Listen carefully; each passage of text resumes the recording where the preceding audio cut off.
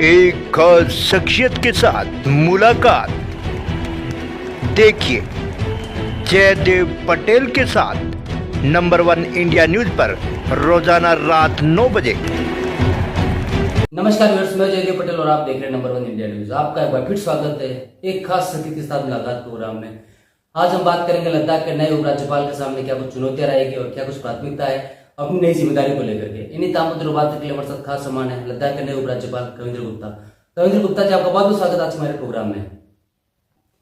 कविंद्र गुप्ता जी, आपसे हमारा पहला सवाल है कि लद्दाख के नए उपराज्यपाल के रूप में जो जिम्मेदारी आपको दी गई है ये कितनी अहम है, पार्टी के लिहाज से, कार्यकर्ता के लिहाज से और आपके अपने स्वयं के लिहाज से? देखिए, सबसे पहले मैं महामहिम राष्ट्रपति जी का, प्रधानमंत्री जी का ये जो उन्होंने विश्वास मुझ पर किया है उनका धन्यवाद करना चाहता हूँ। मेरी पार्टी की जो लीडरशिप है उनका भी धन्यवाद करना चाहता हूँ। और कुल मिलाकर के लद्दाख पहले जम्मू कश्मीर स्टेट का ही हिस्सा था। पहले भी इसको करीब से जानने की कोशिश की, लेकिन जितनी गहराई के साथ लद्दाख को समझना है वो मुझे मौका मिलेगा। बहुत कुछ करना यहाँ पर बाकी है। यहाँ पर जो स्थानीय एक समस्या रही और पिछली सरकारों ने जम्मू और लद्दाख के साथ भेदभाव किया, उसी का परिणाम था कि यहाँ पर यूटी की डिमांड उठती रही। भारतीय जनता पार्टी की सरकार ने यूटी की डिमांड पूरी की, हिंद कौंसिल की वहां पर डिमांड पूरी हुई, तो आज इसको पूरे देश के साथ, चाहे वो मेडिकल के क्षेत्र में हो, एजुकेशन के क्षेत्र में हो, सड़कों के क्षेत्र में हो, कम्युनिकेशन के क्षेत्र में हो, सभी के साथ जोड़ना और वहां पर उसको डेवलप करना, भारत सरकार ने इस प्रकार की जो कोशिश है।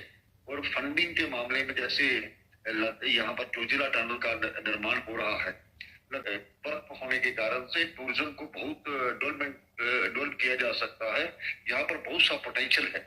लद्दाख इकोनॉमिकली अपने बलबूते पर स्टैंड हो, ये बहुत जरूरी है। यहाँ का जो नौजवान है उसको एम्प्लॉयमेंट मिले, उसको यहाँ पर hydro electric projects, mini hydro electric projects की बहुत सी ऐसी संभावनाएं हैं, इसको किया जा सकता है। और भी यहाँ पर जो बाहर के पर्यटक हैं वो ज्यादा से ज्यादा मात्रा में आए, इस प्रकार से उनको जो है नई नई चीजें को देखने को मिले, ऐसी हमारी एक कोशिश चल रही है।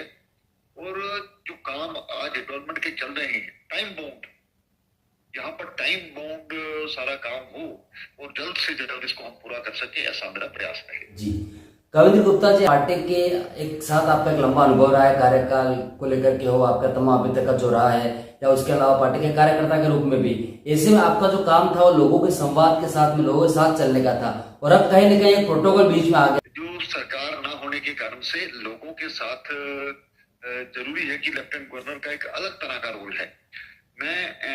आप मेरी कार्य प्रणाली से देखेंगे कि लगातार रोजाना जिस प्रकार से ये जो पॉलिटिकल लीडर लोगों के बीच में रहते हैं और लोगों से मिलते हैं, उससे भी ज्यादा बेहतर स्थिति से मैं लोगों के बीच में रहूंगा। लोगों की जो एक अपेक्षाएं हैं मुझसे, उसको पूरा करूंगा। मैंने आने वाला जो 1 महीना है उसमें लद्दाख के सभी जो स्टेक होल्डर्स हैं, चाहे किसी भी पार्टी हो, पॉलिटिक्स से उठ करके हम सब डेवलपमेंट की ओर काम करें और लद्दाख की बेहतरी के लिए काम करें। उनसे चर्चा करेंगे, सामाजिक संस्थाओं से चर्चा करेंगे, धार्मिक संस्थाओं से चर्चा करेंगे। तो मुझे लगता है कि सभी की जो बातें हैं, जब खुल करके संवाद होता है तो उसमें से संभावनाएं निकलती है। तो मेरा ये प्रयास रहेगा और मैं ये आज ही आपको विश्वास दिलाना चाहता हूँ, 1 महीने के अंदर अंदर मेरी कार्य प्रणाली को देखिए, उसके बाद हम पुनः आपसे बात करेंगे। जी कविंद्र गुप्ता जी, अगर बात करते हैं तो कहीं न कहीं लद्दाख एक इंटरनेशनल बॉर्डर भी है, ऐसे में हमेशा से चुनौती रही है आप लोगों के सामने। ऐसे में एक एज ए उपराज्यपाल आपके लिए कितनी बड़ी चुनौती आप मानते हैं?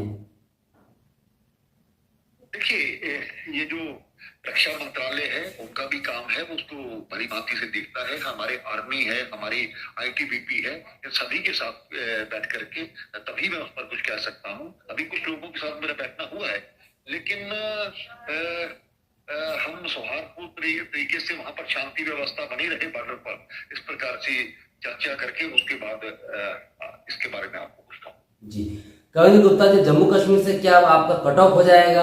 जिस प्रकार से एक नया प्रोटोकॉल सिस्टम भी लागू हो जाएगा आपके साथ में, इसको लेकर के जनता से जम्मू कश्मीर की जो संवाद रहेगा वो? ऐसा नहीं है, मैंने लगातार मेरा कर्म क्षेत्र है जो जम्मू रहा है, और मैं जम्मू के लोगों को भी कहना चाहता हूँ कि कोई भी बात हो आप मेरे से जुड़े रहिए, और मैं एक समय की जो मैनेजमेंट है उसको भी करता हूँ, अपने लोगों के साथ भी बैठता हूँ, परिवार के साथ भी बैठता हूँ।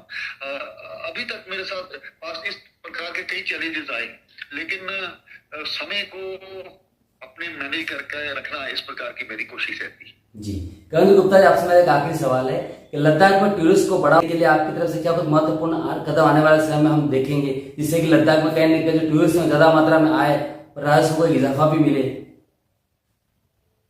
देखिए, बातों में विश्वास नहीं करता, मैं जब करके कुछ दिखाऊंगा तो आपको नजर आएगा, और उसमें तमाम इतना पोटेंशियल है वहां पर काम करने का। हर जो परिवार है वहां पर काम करे। मैं बहुत से इलाकों में घूम चुका हूँ जहां तक की आम सुविधाएं भी नहीं है। हमारी ये प्रायोरिटी रहेगी। देखिए, हम 2 जिलों से 7 जिले बना रहे, तो जब सेंट्रल ये पावर को डिसेंट्रलाइज किया जाता है तो स्वाभाविक बात है कि उसमें से बहुत सी चीजें निकल करके आएंगी। तो अब देखिए, अब जिलों का जब निर्माण होगा तो हर क्षेत्र में लोग जाएं और हर क्षेत्र को उसके लिए फंडिंग हो, हर क्षेत्र डेवलप हो, ऐसा हमारा प्रयास है। जी, कविंद्र गुप्ता जी, आपने हमारे लिए समय निकाला, उसके लिए आपका बहुत बहुत धन्यवाद, और साथ ही नई जिम्मेदारी के लिए आपको बहुत बहुत शुभकामनाएं।